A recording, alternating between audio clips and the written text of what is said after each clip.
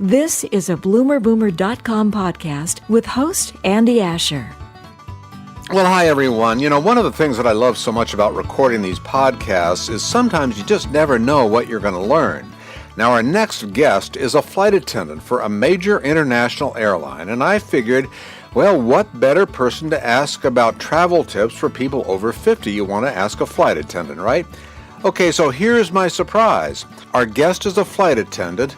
Her name is Diane, who not only breaks our stereotype of flight attendants, she's also living proof of someone who's living and breathing the second chapter of her life, her second act, if you will, something we talk a lot about here at Bloomer Boomer.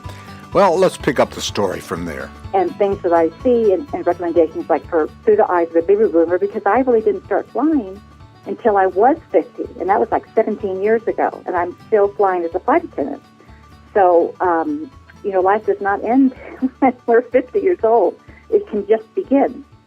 Well, you have overview, yeah. You have quite a few stories. So, if I did I do my math right that you're 67?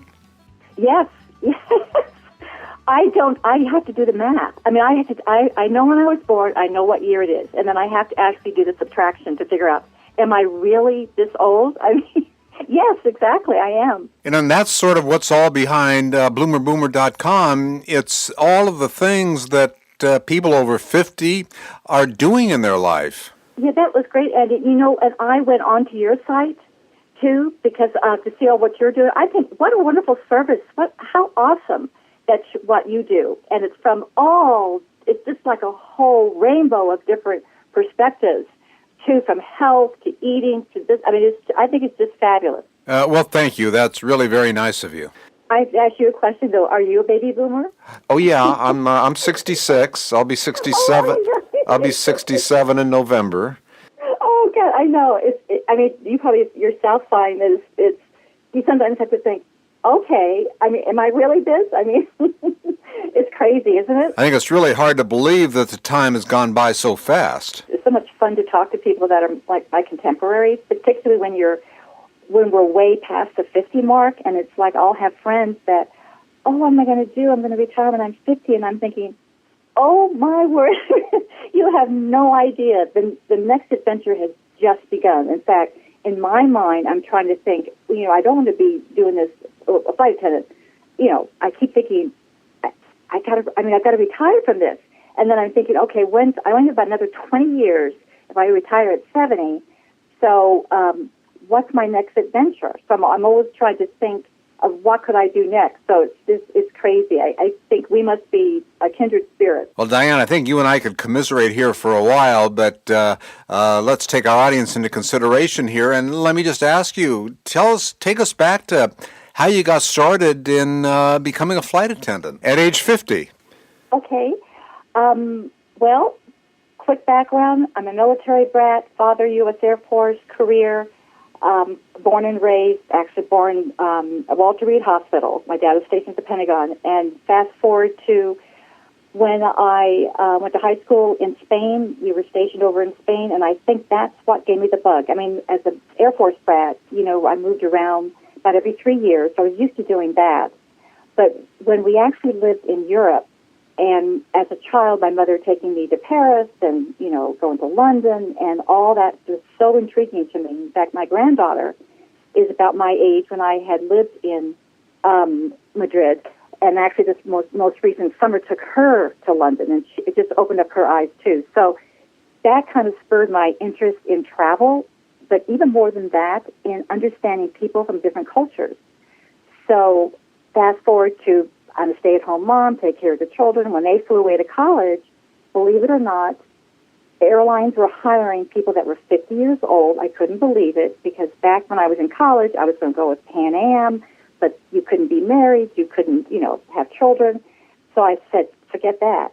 But anyway, so I actually started when I was 50 years old, and I'm 67 now, and I'm still a flight attendant for one of your major airlines. Absolutely love it. And so I'm so intrigued, because it's like it's a continual adventure, because I love traveling, and I travel only to Europe and the Middle East, and my thirst for knowledge of those cultures is never ending. So tapping into your expertise, I guess right from the very beginning, what are some of the things that baby boomer travelers should be aware of and prepare for when they're getting ready to go and have a pleasure trip somewhere? Yes, just some kind of pros and cons of things whenever you're going to be, traveling internationally. The State Department, that particular site, always has a list of countries if there's any kind of awareness, or, of course, right now we're right in the midst of this Ebola epidemic that's going on, particularly in West Africa. However, I think it's pretty well much under control. And obviously, if you were going to be going to those countries, I would advise you perhaps not to, at least right at this time. But as far as Europe and the Middle East, even what's going on in some areas there, I would recommend that. And also, a lot of times airlines themselves, whatever airline that you'll be flying on, a lot of times they will post particular countries or things to be aware of, as well as the State Department has with your passports, have those things in order. And there's a lot of planning that you need to do in advance. But I think I have to say one thing, which is kind of my own little pet peeve. I think tour companies and those sorts of companies to go with, particularly if it's your very first time going to Europe or to any part of the world, those are really fine. But I really love the fact if you kind of catch it like an adventurer, where it's just you or just you and your wife, or even just you and your grandchildren. You want to go to London, just get on the plane, and I can tell you a lot with my articles and with Boomer Travel Patrol. You will feel totally comfortable with landing right at Heathrow, taking the express downtown London, checking into your hotel, and if you're there just for 5 days, you will have a wonderful, wonderful time. You do not need to have someone pre-plan things for you. It's sometimes, to me, so much more in-depth, and you can do exactly what you want to do in places you want to see. I just think that really, at least for me, makes my trips internationally so much more rewarding than if I was, with the tour group. However, again, there's a definite place for those if you aren't quite as much of an adventurous as I am, and you really prefer a pre-planned thing, but you really won't get entrenched in understanding that culture. And, of course, that's my perspective. I'm coming from really wanting to go away from the country, understanding what they are truly all about. And that's all my writings kind of reflect that on that Boomer Travel Patrol. And you're so inspiring, Diane, because you're living proof that you can be adventurous when you travel and take a risk or two in spite of our age. Absolutely. And one thing, as a flight attendant and even as a traveler, you really only need one little roller bag suitcase. You never want to bring anything that you need to check. And comfortable shoes and washable, like you wash them in the sink. Your clothing, and that's really, really all that you really need. You don't really be needing all the shoes and all those sorts of things. Particularly, I advise this for first-time baby boomers that may be going overseas. A lot of times, we as women, we think of our outfits and our shoes and our purse, everything has to match. Nope, that doesn't happen. Everything, whatever fits in that suitcase, and there's a little small rollerboard, the international size, not the bigger size, the international size. That way, you don't have to worry about checking it. You just bring it on board. It's somewhat lightweight. Just that and your purse is really all that you need. So I'll admit right here, Diane, I am not the most efficient suitcase packer in the world, so it sounds like I'll need to be a lot more disciplined than what I am right now. Yes, it really, when you think about it, you don't really need a lot. In fact, kind of a little technique I kind of learned from my husband, like the military, the way that they pack, is that they take their clothing and they roll it. So you have that they roll it up. You can kind of put a lot more in your suitcase, by doing it that way. And of course, depending upon the time of year, obviously, if it's going to be in the wintertime, particularly like Europe, particularly Paris, believe it or not, it gets so cold there. In the wintertime, like December, January, that you really need to be wearing to be really, really warm. Obviously, that you're going to be wearing that on the plane, so you'll have your heavy coat or whatever, your jacket. And think of layer, just like you do when you go snow skiing. Think of layering. That is also really, really key. And even thermal underwear. This is, again, wintertime. Believe, in the hotels, because sometimes the hotels, what they say is warm is not what we could say is warm, or what they say in the summers, if they call air conditioning, we wonder where is the cool air. So you kind of have to understand that different parts of the world kind of view things differently.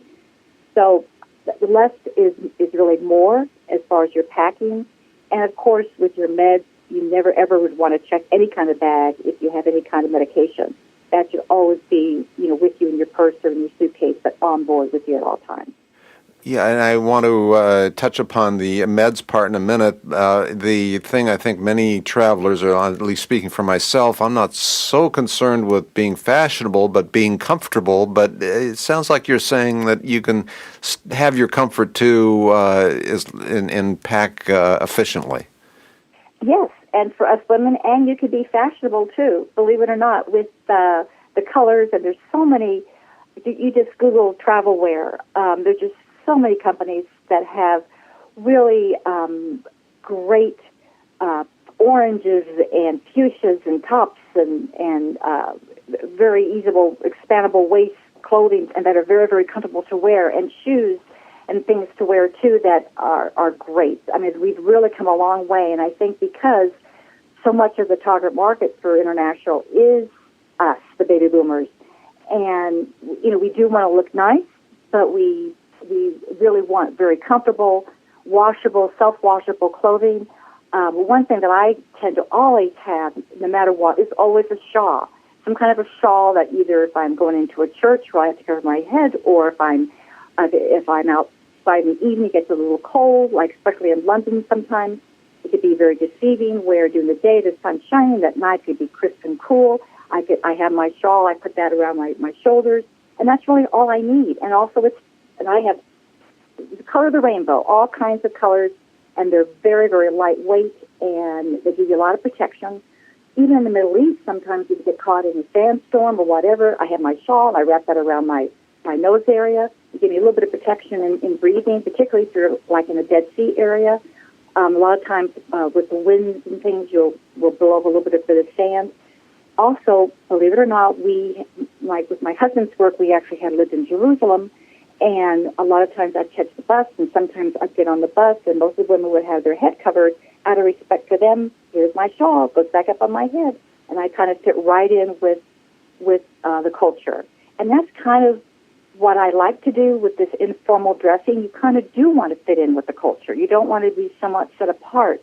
That way, when you go into the little restaurants or the little bars or the little cappuccino places, people will come up to you, and those that speak English, surprisingly, a lot of people throughout the rest of the world do speak English. You can develop somewhat of a relationship, too, in talking with them and interchanging with them and understanding about their culture.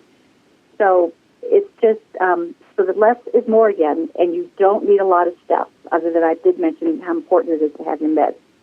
And also, I might want to add a little bit of prepping yourself dietary-wise before you actually board an airplane, drinking lots of water and eating really lightweight, not really heavy, not a lot of heavy carbs as far as food prior to, because when you're flying, basically you're going to be wanting to drink an awful lot of water. I would say no to all the liquor that's on board that you can buy, because remember that dries you up more internally, and that just causes for all kinds of havoc with our systems and regularities and everything. And with this water issue, too, remember you'll be going through all kinds of security, so always when you get to the other side, because of the liquids limitations, you can always pick up that big water bottle and have a flight attendant fill it up for you. But water is the key. It keeps you perky, keeps you, very, very healthy, and eating very, very little and have a little light snacks is much better than those heavy, heavy meals. So somebody who might be on the fence about taking an excursion, maybe they haven't traveled for a while, you are seeing a lot of people who are baby boomer age traveling, is that right?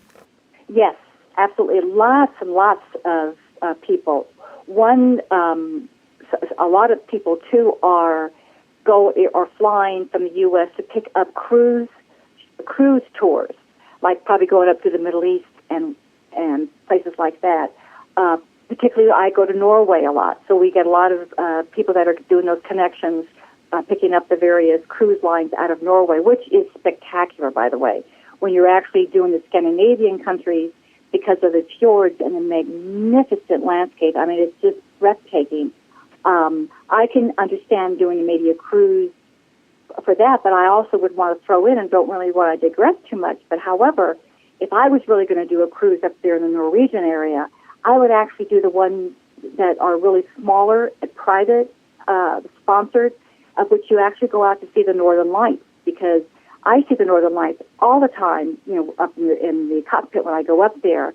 But when you see them actually on the ground, the Northern Lights are you feel like it's Star Trek, and you're going to be beamed up. You see these green, beautiful rays of lights, too, which up there in the Norway, Finland, Sweden, and those countries in the fall, that's when I would book those types of trips too.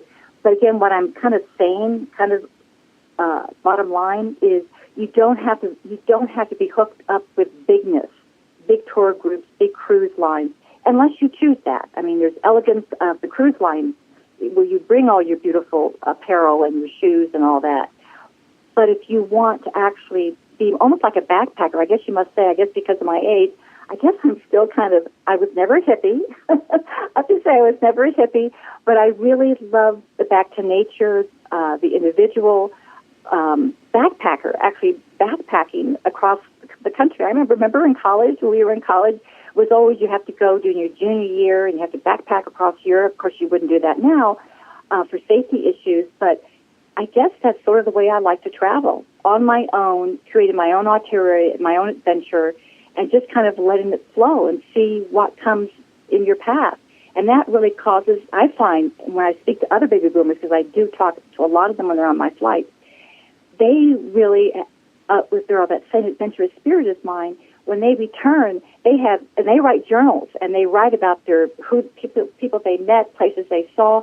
That's what is wonderful memories for them when they really get into their 90s or whatever, and reflecting and looking back on all what they did, versus just being on a tour bus and seeing this, and not having any true in-depth soul-searching experience with it. So that's what I try to connote in a lot with my writings there with Baby Travel Patrol.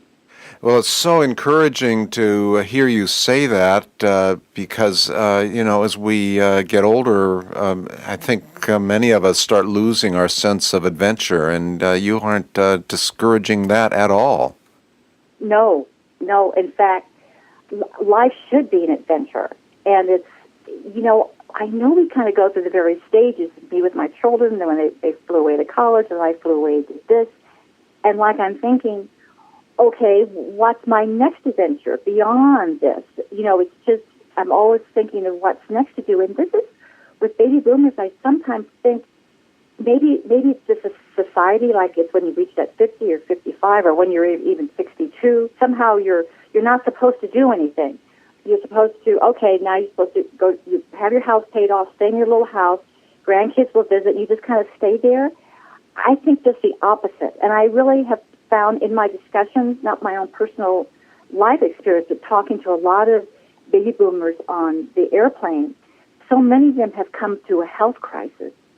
And it's like something turned them on, and that they came through such a really being thinking they're not going to survive, to the fact that they survived. And it's kind of like, wow, there's a big world out there I have yet to explore, I have yet to discover. And so I don't care what, I am going. A lot of these people, they don't even have a hotel pre-booked, like going into Paris. They're just going to show up at the airport, which, by the way, is very easy to do. You could just show up at the airport, believe it or not, and you right then and there, you can figure it out of where you would want to stay. Most of us, of course, pre-plan just a bit on that. But I'm telling you, you can still do it, just like you did when you were a backpacker kid back in the 1960s. You can, even at your age 60 or 70, you can just show up in that city, because the airports right now, they just are full of hotels and phones and direct contact and buses, and knowing how to get into Paris or take the train or to stay, even if it's for one night. give yourself to learn the lay of the land, and then figure out, okay, well, I'm going to go over to that little bed and breakfast place. I prefer to stay there. So it's just that's what I have found what's going on with baby boomers that do travel, at least that I have seen on my flights, that life should just begin at any age, even if you still are working part-time or not working at all. You really should do that other than just kind of sit back and kind of hibernate, because then bad health will set in. But if you can rekindle that adventurous spirit that you had when you were young, because when you're sick, sometimes that's what pops out. Your little soul within you says, no, I there's so much more I want to see and do in life. And when you grab that, all of a sudden, you just you'd be amazed at what these stories that I get from these people of how one thing led to the other. And here they were in my plane, and on their way to Paris or London or Tel Aviv. They had never been there before, and by gun, they were going to do it because they just realized I'm going to see this place. It's the last thing I do. So I see a lot of that. Well, we could go on, and maybe we can plan to have a second or third podcast on travel later. But let me ask you, as we wind down on today, Diane, a few tips that you can just leave us with for those of us who might be planning a trip here down the road. Yes, well, you can approach it two ways. I would recommend to baby boomers that if this is like your first trip, or you really have to think, okay, where is it that I've always wanted to go? If you can kind of identify a particular city or cities that you maybe have things to do before, those 1,000 places to visit before I die or whatever, in your own mind. And then once you identify that, then you backtrack, and then you can start planning. What I have recently have been doing and have found to be so great for me personally is that when I choose a particular city, I do a little bit of research of maybe there's been some kind of a book that's been written the last few years, a true story of someone that was from there. And I try to get that book, read about it, and then maybe that might open my eyes to kind of see it through a whole different angle. Case in point, I go to Limerick, Ireland, all the time. And some years ago, there was a book called Angela's Ashes that was written by a fellow in the court that had lived there as a little boy, born and raised there, and how harsh and horrible the poverty and the situation was there in Ireland so many years ago. And so it was a flashback. So when I read his book, when I was there, I tried to go to different places that he was. Obviously, there's a museum there that has a lot of his things. But I actually went there and touched some of the things that he, as a little boy, had, and actually was able to experience that particular city through the eyes of someone that had lived there back in really, really harsh times. And it gave me such an appreciation for the Irish, particularly there in that part of Ireland, of the harsh conditions that so many of them had to go through. That's just a perfect example. You might be someone that absolutely loves Egyptian art, and you're going to be, maybe your thoughts are to be trying to go to Egypt, or to be going to, or even Jerusalem, or you're coming from a Christian background, you want to go and see the old sites.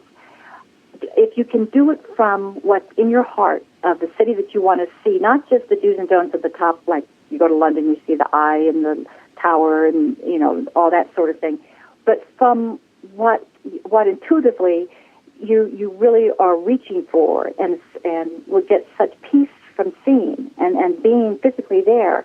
That's how I would approach it, for you to come up with that choice.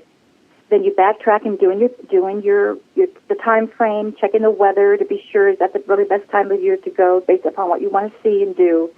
Coming up with some of the top sites, but also coming up with the things that are not so obvious that you would like to try to accomplish with your particular visit there. You may not know the answer to those things until you get to the hotel and talk to the concierge, but he'll have a wealth of information about what's going on that might meet that particular unique need that you have and for your particular adventure. And then once you do that, as I told you with this packing thing, keeping it really simple based upon the climate and time of year as you're going, pack accordingly, no check bags, passport in order, meds with you, always on board, and easily accessible, by the way. So in case you have to pull something really quick, you don't have to take everything out. Because believe me or not, on those airplanes, as you know, particularly international, those overhead bins are packed full of stuff. So make sure you have that little pouch that has your meds if you need them, your little snacks, your eyeglasses, your computer, or whatever your book or whatever you have, easily accessible in one little cute little pouch you can pull out very quickly. But I just feel that, and watching your diet, of course, with the water, no alcohol, and focusing on proper eating, I think you'll have a wonderful adventure. A great trip, and something that you will come back and have what you would have created wonderful memories to be looking back on once you get into your 90s, hopefully, in late 90s and early 100s. Well, your enthusiasm is infectious, but even more so, you've seen it as part of what you do, that you can be any age and have fun and travel. Anyway, Diane, thanks so much. That was just really, really fascinating. And again, thanks for your time. Yes, thank you so much, and happy travels. Thanks for listening to our bloomerboomer.com podcast. We provide transcripts for most of our podcasts, and you can also access all of our podcasts on iTunes. Oh, and we encourage you to leave a comment in